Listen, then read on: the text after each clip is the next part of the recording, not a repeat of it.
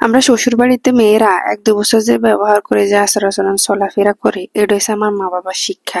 তার পরবর্তী সময় যেই আচার ব্যবহার করি, এটা হচ্ছে আমার শ্বশুর বাড়ির শিক্ষা।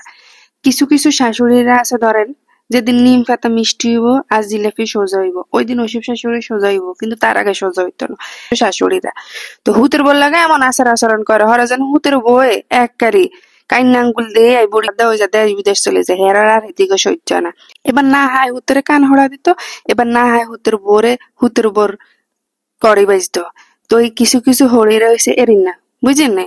তো যাই হোক, আসলে বেশি কথা কইতাম চাই না। আনেরা কিনলে এরিন না করেন, আনেরা এরিন না করি নিজেও কলকান নিজেরা হরেন, নিজেকে পায়ে কুড়েন নিজেরা মারেন, হরে আর রান্না করে সহ্য হয় না।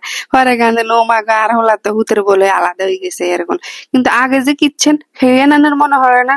শুনেন, প্রথম 1-2 বছর যে ব্যবহার হয়েছেন এটা হচ্ছে আমার মা বাপের শিক্ষা, পরবর্তীতে যে ব্যবহার হয়েছেন এটা হচ্ছে আন্নগো শিক্ষা। তো যাই হোক, বাকির উদ্দেশ্য কইনো কিছু কিছু ক্ষেত্রে কইছে আর কি।